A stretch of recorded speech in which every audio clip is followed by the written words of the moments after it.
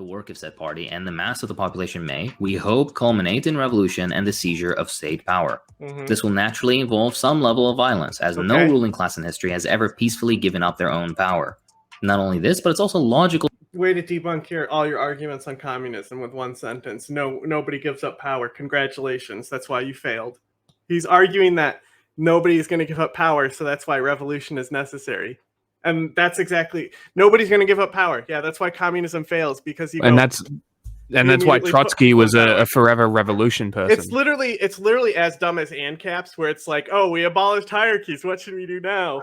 Yeah. Hierarchies. It's literally the same thing.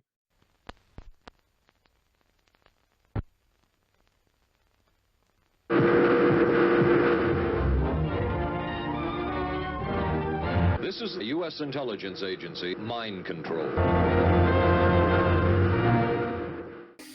Tankie is a term you hear thrown around a lot, but it seemingly doesn't have any meaning.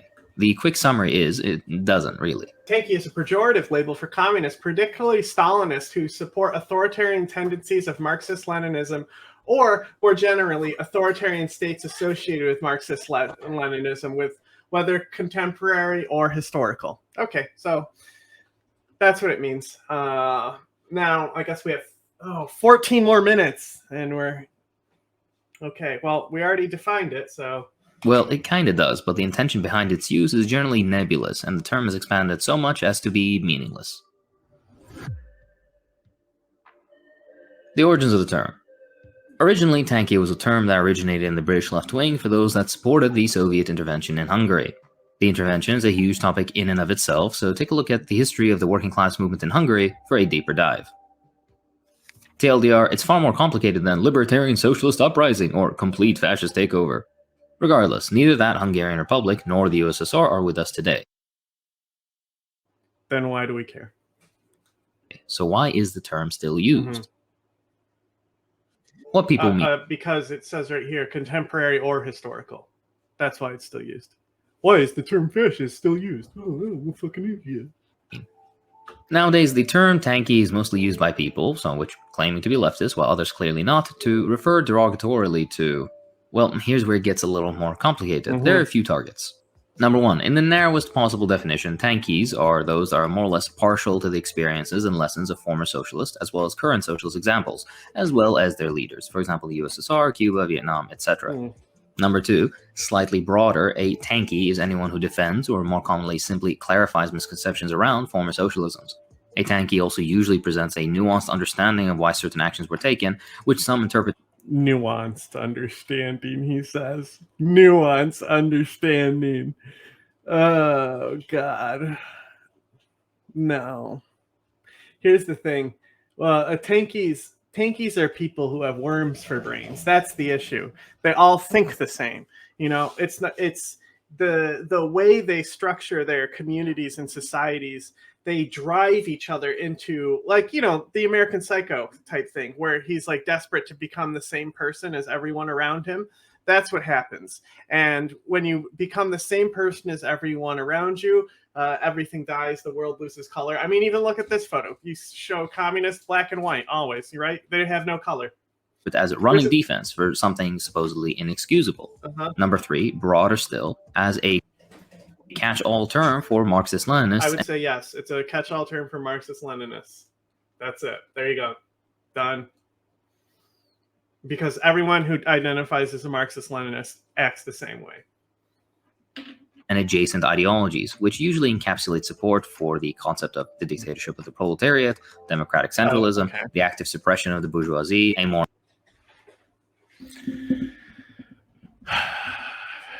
I've checked out. He showed the French Revolution and said bourgeoisie. Involved approach towards internal security, economic planning, etc. This also usually follows the condemnation of the use of force in times when it was possible that it was warranted. This links well with the general link with authoritarianism, which we'll touch on soon. Authoritarianism is in quotes. Okay. Anti-imperialism. Who does he think this video is going to be watched by? Us, clearly. I mean, like, who's gonna watch this besides tankies? Tankies? Who are like, yes, I'm actually an individual as well. I'm not the same as everyone else. Actually, I'm a Trotskyist. Confirmation and by bias. extension anti-Americanism too fits here, so I'll mention it. Number 4, much more commonly, tankie is a lazy term used to demonize people to the left of the one using Holy the shit, term. it's this cunt. Generally intended to Dude, I think this guy's blocked me on Twitter because I called Oh. him out for being a shit cunt. I probably blocked him on Twitter. dismiss and ostracize said people without engaging or offering a counter-argument. This particular use Why would we want to? You don't live in reality. Why would we engage with you? Shut up, Tanky. You literally exist in a different reality, and you think that everyone needs to be on your side to like form a revolution, and it's just like it's not even like a realistic world, and you're like, oh, that's because you won't believe in it. Shut up. Shut up. Touch grass. usage case is most common with liberals who adopt a radical lib approach without any theoretically derived radical content besides engagement in electoral politics and an allegiance. Isn't the only people who use the term rad libs tankies? I thought so. I call American tankies rad libs exceptionalism. because it pisses them A off. derived That's term, so although funny. even more nebulous, is red fascist, usually just shortened to red fash, but we're not going to touch on that today. Yeah, which is different. Which is different than Nazbol, right? Red fash is much different than Nazbol. See, It's pretty goddamn close, but it is different. yeah. Yes. But this guy is a red fash, right? Yeah. Not an Nazbol. Mm-hmm. And number 5, finally, the caricature. A person that doesn't exist with opinions that no one really holds, but it's used for soy Wojak memes, as the internet usually does. Mm-hmm. It's supposed to mean someone who uncritically supports everything a socialist nation does. These There's a lot of people like that. people don't exist. The USSR or China or Stalin did nothing wrong is a meme said online as a joke. No one actually believes it. No, there's Likewise, definitely someone saying something. there's definitely people who do. There's definitely people who do. And also, even if they don't, and even if they do the fence sitting thing, where, for example, a modern day version is this is a Google phone, by the way. I'm pretty sure. You know, see this thing on the back right here? Yeah, the fingerprint scanner. Yeah, that's that on other phones besides Google. Maybe some Chinese phones. Anyway, so today you'll hear the people, they'll say, "Oh, Vladimir Putin was wrong for invading Ukraine," and then they'll immediately go into some pacifist argument about how they should negotiate the war to end. That's the most common thing you will see. It's like, yeah, Stalin was wrong, but you have to think about blah blah blah blah blah, and you're immediately just making excuses, and it just makes it so you're condemning just so you'll seem like a human being to somebody. You're actually like trying to. It's a chameleon argument. You're disguising it. It's what the libertarians do as well, because they've been sucked into the same propaganda. Yeah. Well, they both have worms for brains. War. They both have worms for brains, and they're both targeted by the same people online.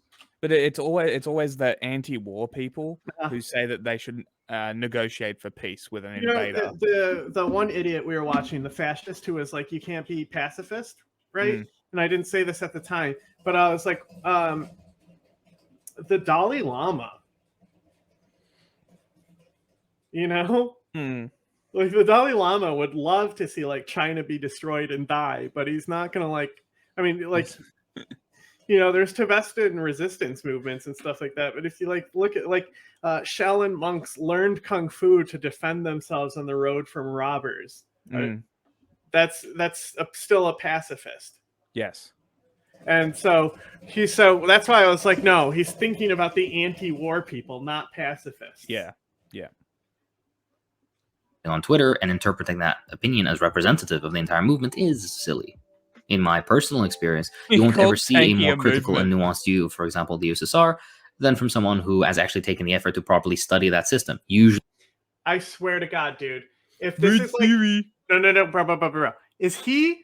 I swear to God, if this is his book with these, where he was trying to flex on like how much he's read it because the spine is cracked, because that's what it sounds like he's implying. And he's got all these tabs. The tags? Yeah. Why do you, if you've read it so much that it's cracking down the spine, why do you even need the tabs anymore? Yeah, you would know where shit is. Yeah. Well, also, you shouldn't even need to read it again. How many times do you have to read something before you actually like learn it? Remembering it? Yeah. It's a good question. I don't know. It's because the worms keep eating their brains. Yeah. I couldn't tell you because I don't read books. Usually a well-read Marxist-Leninist. We have usually a well-read Marxist-Leninist.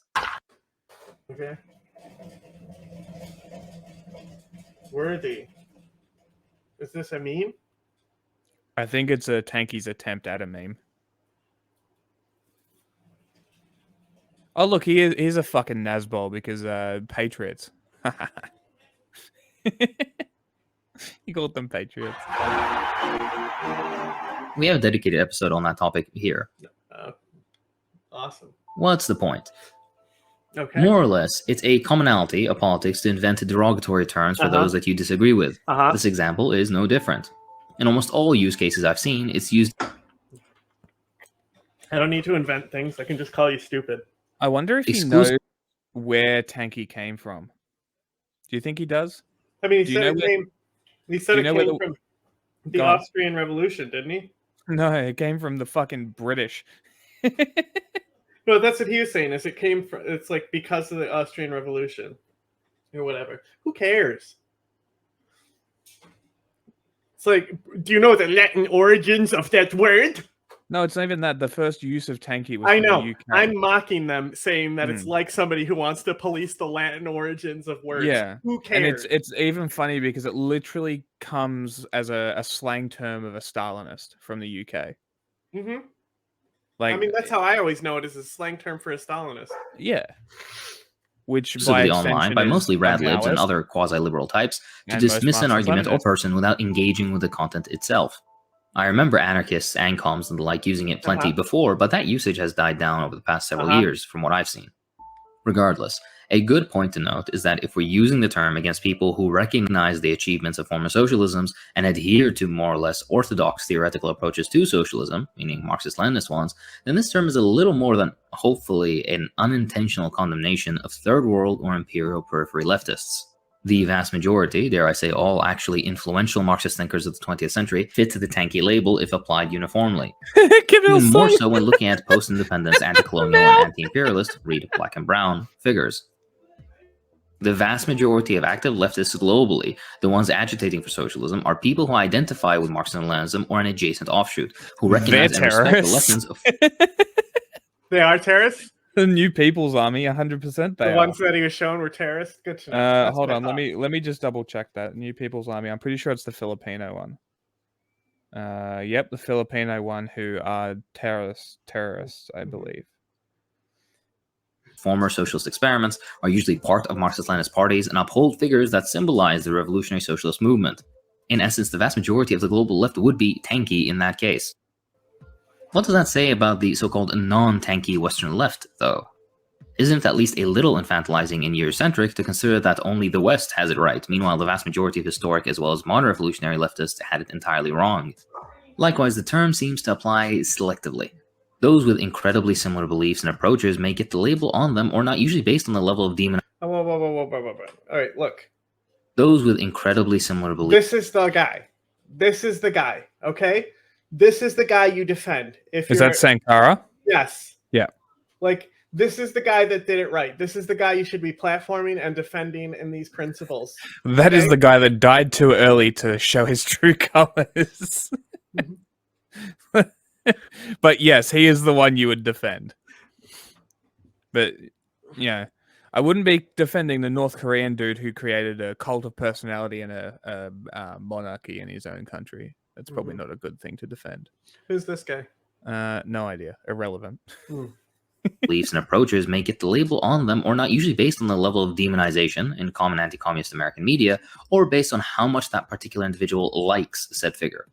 Concretely, Sankara and Castro aren't too different from Kim Il-sung or Honecker. No, they're pretty different. Castro, you could plausibly defend the way that I've defended Gaddafi by saying that he's helped a lot of movements. And also, like, even the IRA, they're terrorists, but you can still, like, appreciate their message and, like, what they were standing for without, like, you know, same with, then you look at Palestine, right? You can support the Palestinian cause, right? And it's, like, really not my place to even criticize their methods or their beliefs or anything like that.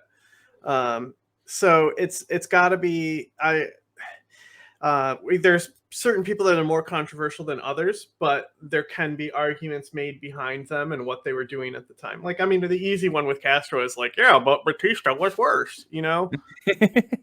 And like Castro did help a lot of fucking revolutionaries, and like he was trying really, really hard to actually be independent from the Soviet Union. The Soviet Union. Yeah, because he recognized that Stalin was a fucking asshole, you know? But he also didn't want their missiles there either. Yeah, that's what I was going to bring up, is that the Cuban Missile Crisis, it kind of shot him in the foot because it ruined his relations with America. But also the Bay of Pigs started that. Yes. You know, bananas. Bananas. That was earlier, wasn't it? Though the banana stuff there. I don't think. No. It was the same company. Oh yes, United Fruit did. Yes, I was sorry. I was like, it wasn't about a banana war though. But yes, it was. No. It was the company. They provided the boats. That's true. Yeah. But like, I don't know who this guy is. No. This guy sucks. But like, also, even this, you could make the argument to say that the South Korean guy was just as bad. Yeah. Right. And maybe if you didn't sanction and condemn North Korea, they could have turned out okay. Well, to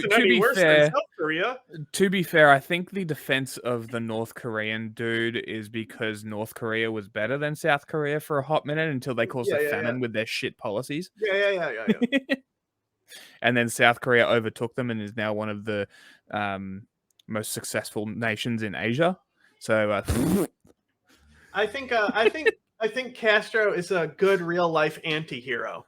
100%. I would defend Castro in the Cuban American conflicts before I would defend America. Everything he did to fend off America, I think, is justified, considering how they tried to assassinate him, 70 times. Yeah, and like, think about how bad China is at trolling today. Like, yeah, you know, like he was way better at fucking with America and shit talking and stuff. And I think that helped form respectability and cult of personality around him. Yeah. And instead of the Saddam ended up with kind of the same thing because of the war, but that quickly faded.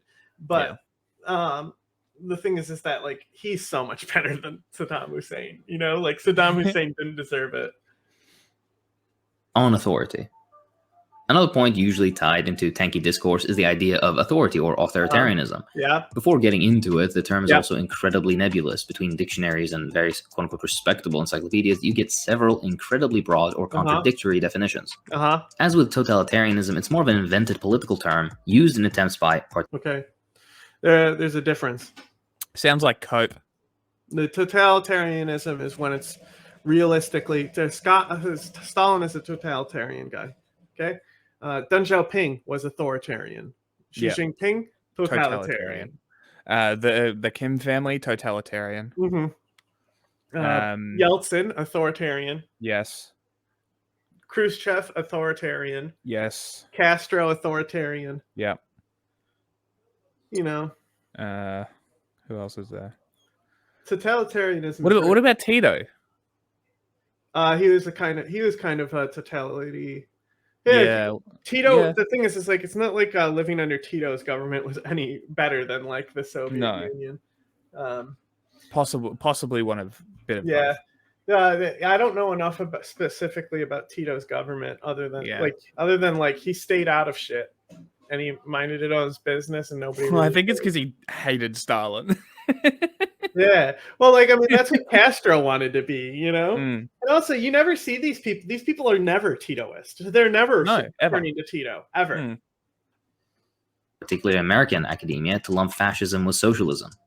This is further... No. That's only if you're an asshole.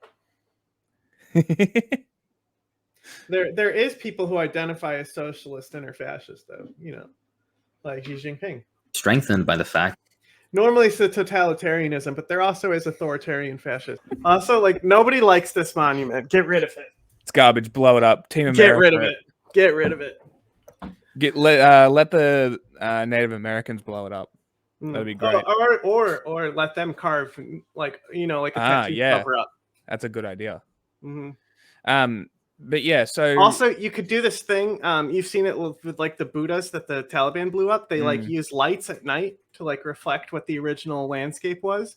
So that's like cool. you could like sand them down and then like put lights out, so you could turn lights off, and it could be like a monument to like colonization. That's a cool idea. Mm-hmm.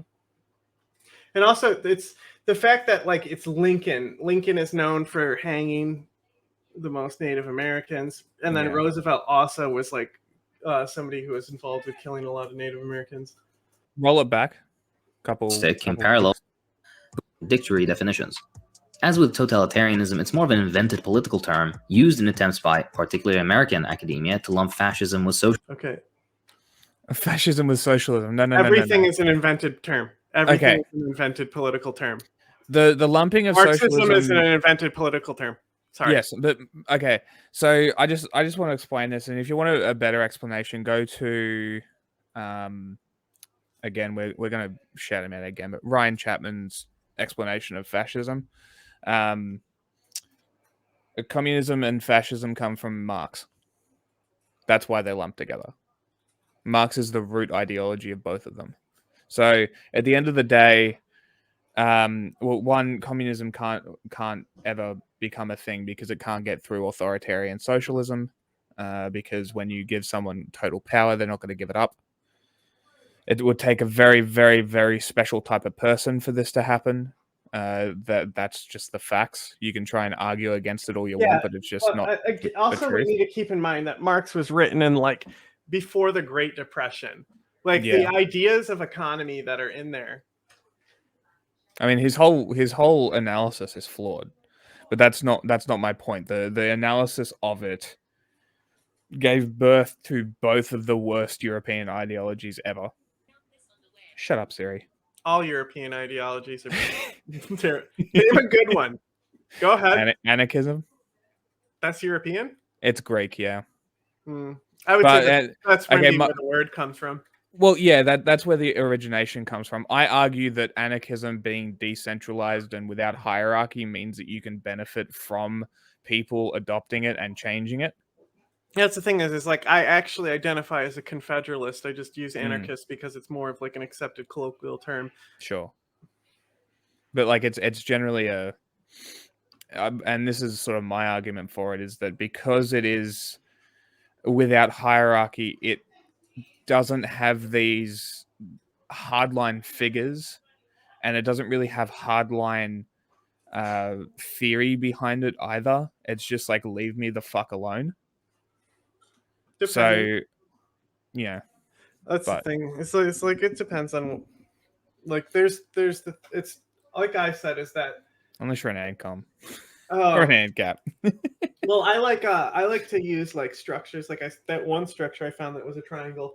I like triangular models for explaining things, and that's why I say that there's it's like a Venn diagram, right, of like top down, bottom up, and horizontal, and no system can exist and be successful if it's just one of those circles. Yes, it needs all three, and it's about where the actual perfect balance between all those things are. Yes, yeah, which socialism or communism and fascism don't have. They only have the one, and it's top down. That's why it never works. Top down. Well, technically, communism, in theory, it's a need to go to the bottom up, but they do it in a stupid way.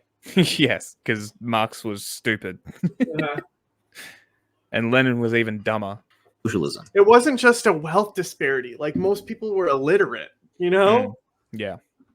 And that's where Lenin comes in and thinks that because everyone's illiterate, he has to talk down to them. And that's why Marxist Leninists are the worst fucking people ever, unless you get to a Maoist who doesn't actually know what their ideology God complex, I think, is really what's it about. Yeah. They get this God complex with them. And that's like Robespierre is like my favorite example of it, because the cult of the supreme being is so fascinating. Like have you seen the paintings of it? No. It's fucking psychopath, man. This is further strengthened by the fact that the same yardstick can parallel, for example, the US very well, or even better than the intended No. nations that label is being placed upon. No. Yet it's rarely done. But what about Typical America? government versus regime. No. No.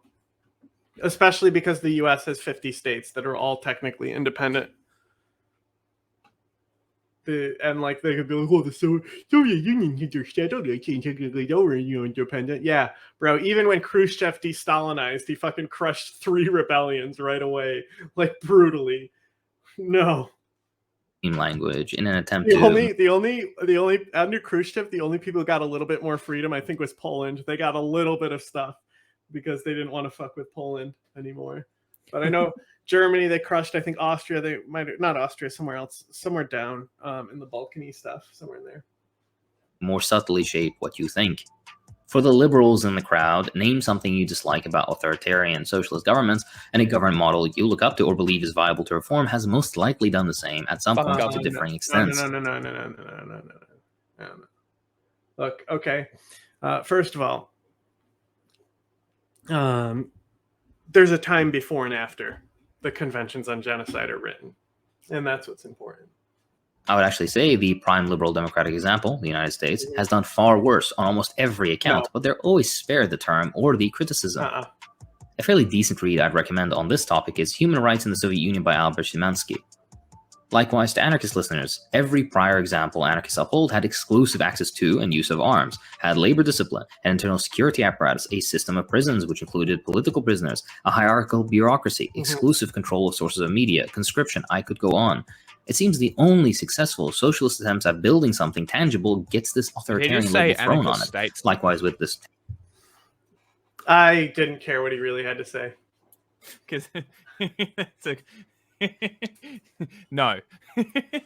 In the Constitution, so recognizing the contradictions at the time, so let's something like the YPJ, they're like, we understand there's contradictions with these prison systems, but we don't know what else to do, right? That's one part of it. So in the Constitution, it's actually written that like they wrote it flat out that it was going to be banned by like 1880 or something, like that it was going to be outlawed. And what they didn't even think of is that actually made slavery more lucrative because you couldn't import them. So like buying slaves raised the price of them. And then so point is that they were recognizing the contradictions when they were writing the document. And false scarcity, a communist favorite thing. Yeah, they knew that slavery had to go when they were writing it. Prisons, anarchist states. Tangible gets this authoritarian label thrown on it. Likewise with this tankie business. The anarchist examples were commendable, but in the end failed fairly early on, and in a way that spares them that criticism. This is also why I identify as a Confederalist, because they didn't fail. And but a lot of tribal confederacies, they would use slavery, and the way they would do it is they would do like war prisoners, right? So it's like the Iroquois, for example, like if they lost a man in battle, they believed that they had to take a man from the enemy, right? So they knew that they had to maintain their number of people. And what's funny is there's documents of the Iroquois complaining about that how they hate taking the French as slaves because they're like more trouble than they're worth because they cry and complain the whole time. And I just think that's really funny that like they literally like they didn't even want French slaves because they were not worth the effort. Like imagine they're like, oh, we don't want to have French people around, and that's why the Iroquois are based. My point is, the methods before, during, and after a revolution will always be categorized according to authoritarian means, and hence pretending that revolution, the violent overthrow of one class by another... This is a terrorist group. It is a terrorist group. Also, here, simple solution. Don't do revolution. And the forceful establishment... Sometimes it's necessary. ...of some form of proletarian rule, of course. be it a state of course, or sometimes democratic it is, but workers' councils, as generally, not authoritarian, is just... Like, of course, sometimes it is necessary because the state is that bad. But unless you've got a good enough, a more reliable person or people or council, whatever it might be. If you do not have that, your revolution will just turn into the same shit show you just overthrew. Also, you know how I was just talking about how America recognized the contradictions in slavery in the Constitution and knew that it eventually had to disappear? Another thing, if we look at ECLN and the PKK, both of them have a fundamental philosophy of that they need to disarm. The war should end, and they should disarm. So, like, there's a lot of quotes with Marcos. Now you'll see them; they'll just carry sticks. Like their soldiers and police would carry sticks, but they will rearm if they need to, like when they need to fight and stuff. And like you know, you have Echelon where it's like we've reached a point where guns should go silent, actions should speak, right? So he is at the point where he wants to stop, like, because the thing about Echelon is that he's fundamentally a Marxist-Leninist, and then he reads Maury Bookchain and he realizes that he doesn't need his own nation; he just needs to get an autonomous way. Just silly. If your issue is less the means and more with the degree of community control, well, this is a question of theory and pragmatism. Any genuine leftist would like nothing more than community control. The thing is, after a revolution and a civil war and a reactionary former landlord to fascist movement, foreign sabotage, internal spying, fifth columns, and you end up with a...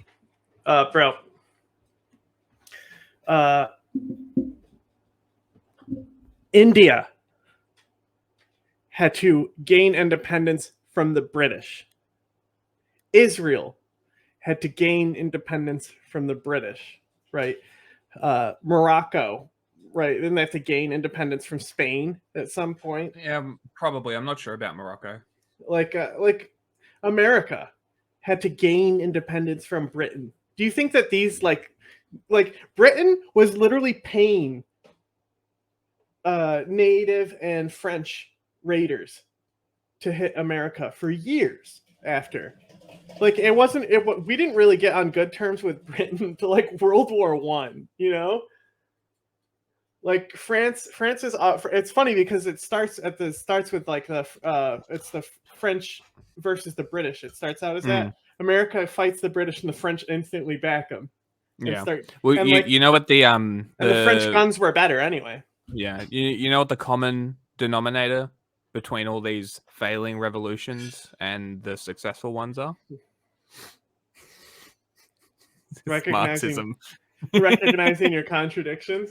It's fucking Marxism. I mean, there's plenty of revolutions that failed that are different kinds and stuff like that. No, of course, but yeah, the strong centralized states.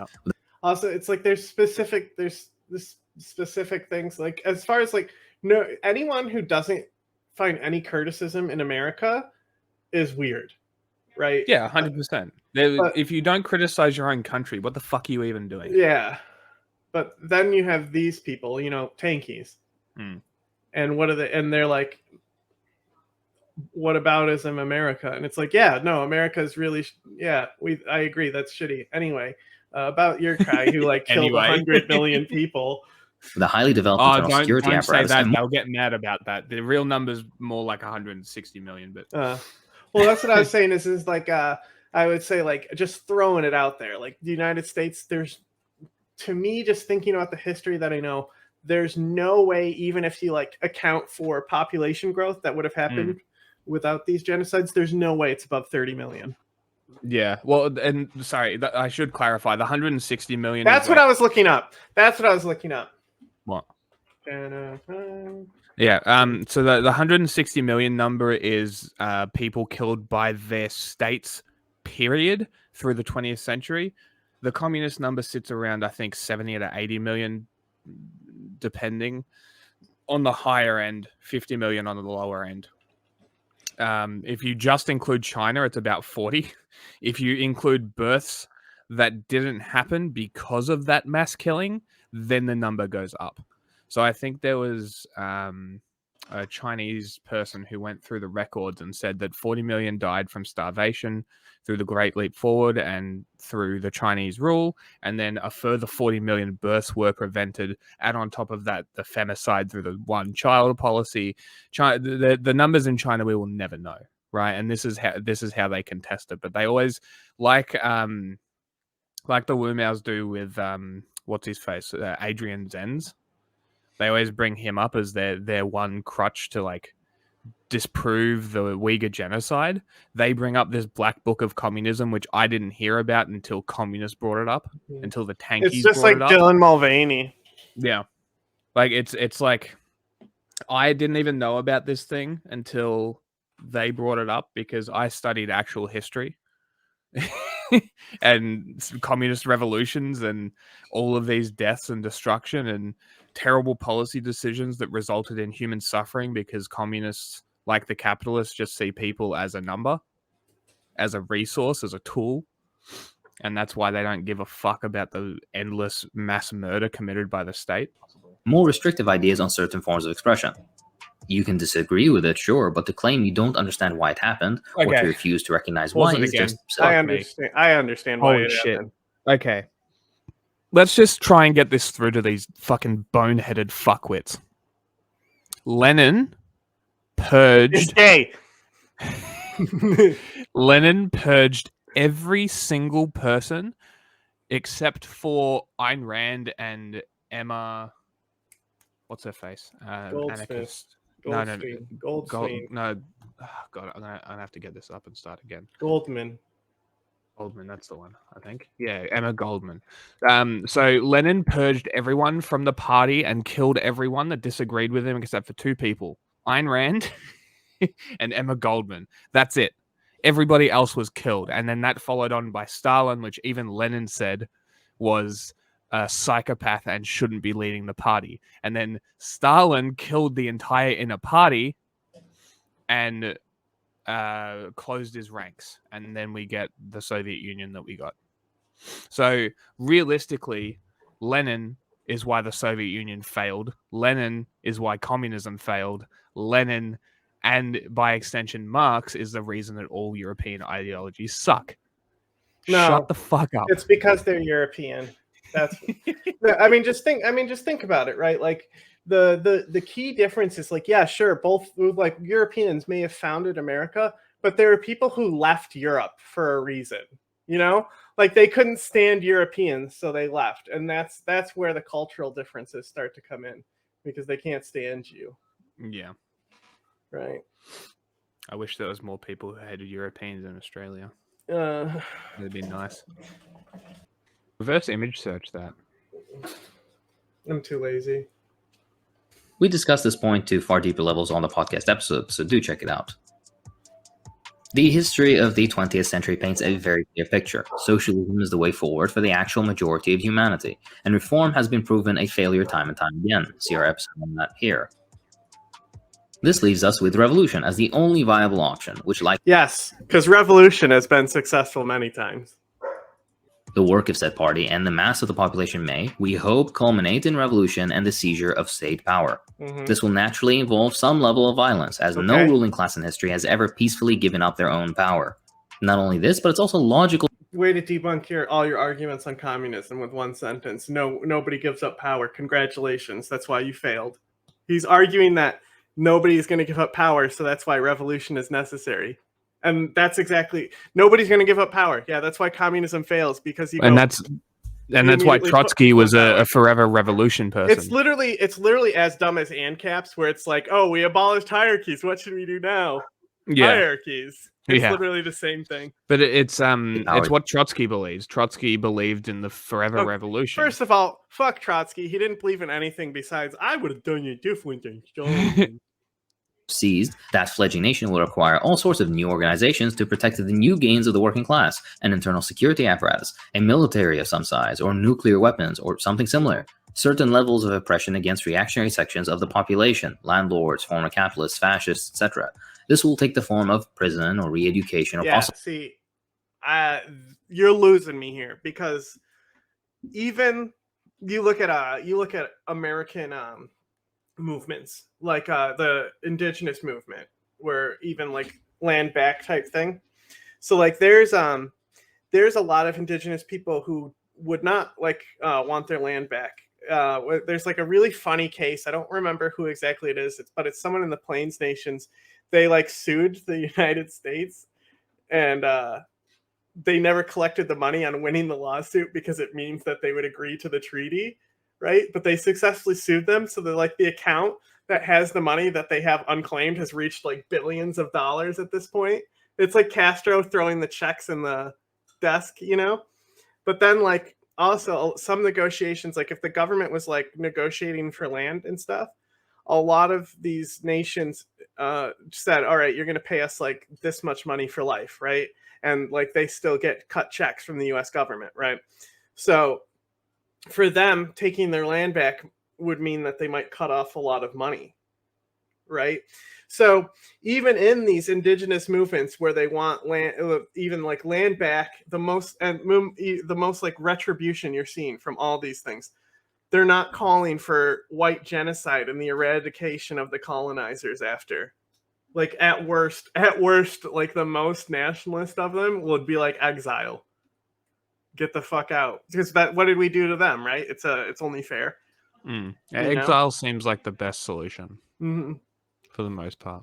But also, you could just consider it exile. But if the U.S. government is like, hey, we're giving this land to the people, because and like all these, a lot of these nations can negotiate these treaties at any time. They just don't have the leverage to do so. So if the United States really wanted to atone for the genocide and stop being in denial of it, they can start going to a lot of these people and like chartering new treaties that are actually going to like push them forward and do something about it. There's a gross like PragerU video that like says that the reason why the natives are poor is just because the United States is still giving them payments for their land. I think So even more severe measures. Huh? I think you've shown me that one. No, I haven't seen it. I've just seen somebody like show a clip of it. If necessary, for example, in the case of counter-revolutionary terrorism, has occurred to various extents throughout socialist history. In the messy post-revolutionary period, it's also logical to expect excesses, although they are undesirable and should be limited to the maximum extent. Have I ever told you that there's no such thing as a counter-revolutionary? No. There isn't. There's no such thing as a counter-revolutionary. Interesting. Does that make all of this right? Maybe not, but you can see why it would be necessary. Give Frederick Engels on Authority a read. I'm good. Anti-Americanism. This is an interesting point, the one of anti-Americanism. More recently, I've seen the label tankie thrown around, especially concerning one's perspective on the US and its place in the world. There are some that claim tankies uncritically dislike the US to such a point that they'll end up strange bedfellows to groups or nations that they otherwise wouldn't or shouldn't ideologically support. Putting aside the meaningless content of that support, meaning if you're not sending money or guns or specialists or information, what materiality is there to your so-called support? Let's take a deeper look. First and foremost, again, this is an incredibly online phenomenon. Just because some guy on Twitter said something doesn't make it representative of the actual real-life movement. Likewise, just because your local 32-member Communist Party in the Imperial Core has some out-there beliefs doesn't make it representative of a movement that spans millions and the entire globe. This in and of itself should be enough to discount this anti-American tankie connection.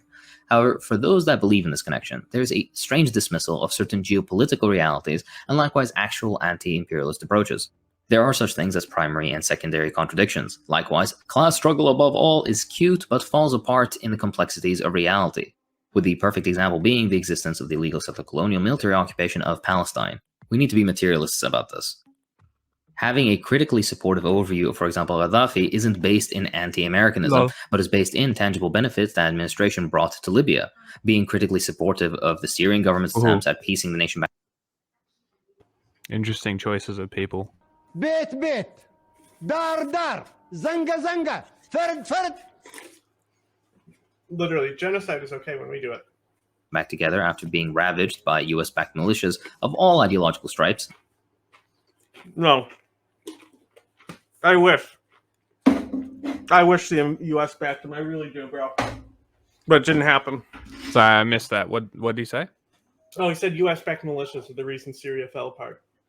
Yeah, no, I wish. And I said, I wish. I wish there was U.S. backed militias. I really do. That would be awesome. Also, if he's considering, he's probably somebody who considers the Kurds a U.S.-backed militia, even though that they technically recognize 100%. the Assad government. The U.S. does. No, the Kurds do. The Kurds acknowledge that they are under the Assad government because that's their philosophy, is that they don't need an independent state. They'll still, like if the Syrian army comes in, they will fight them for their land, but they still are fine existing. Like they don't care if Assad's in power or not. Yeah, right. It's irrelevant who's in power. Mm-hmm. And they're going to side with whoever's going to help them achieve their goals. Simple as. Fair enough. Yeah. Doesn't emanate from an anti-Americanism, but from a sober understanding that stability under that government is far more likely, especially when the reason for the stability under this. What stability? It wasn't stable before. Bro, why do you think the people were protesting? Do you think it was because it was good? They were hoping that they would get a democratic country. They wanted Assad to step down. And then he started torturing children. massive geopolitical disruption in the region wasn't an organic leftist movement to begin with. You can disagree with the reasoning, sure, but to claim that... First of all, if he's Iraqi, for starters, but to say that like something about organic and leftist, and when it comes to like anything that's going on in Syria, it's like stop using the left-right metric. Like if you want to identify as left, I don't know if he lives in Iraq or America. He sounds pretty American, but you know, like it's perfectly understandable as somebody who's an Iraqi to be anti-America. But to gaslight yourself, it's worse than being a tankie. You know, it's something much worse. It's called a Ba'athist.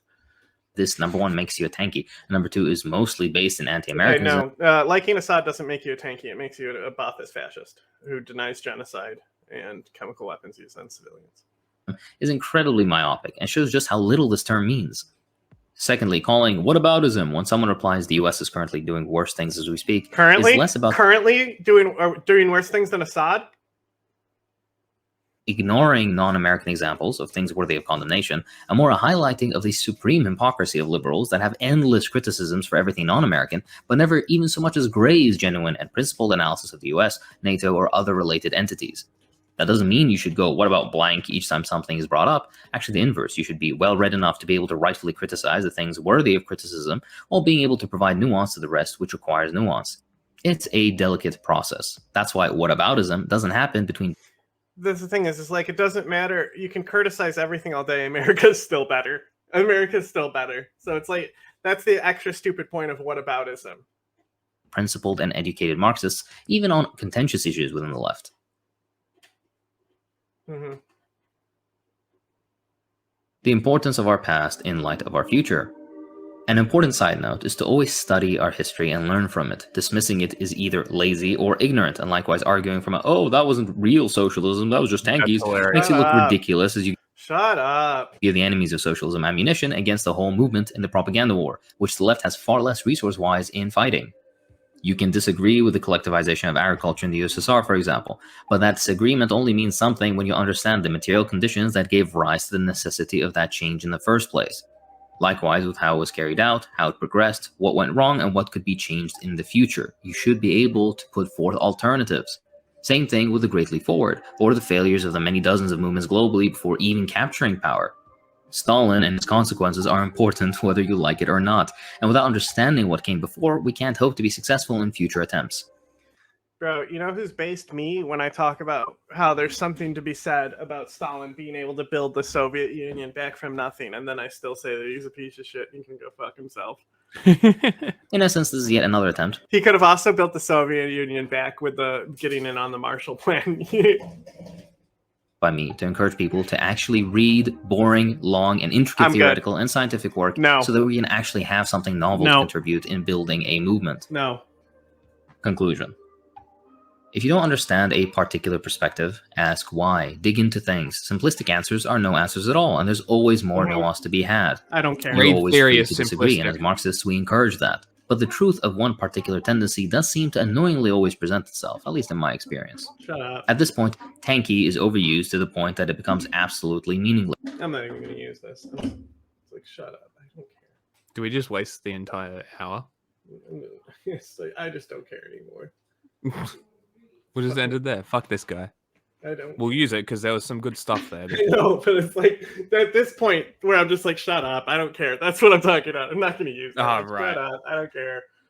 Fuck off. Okay. Who else can piss me off today?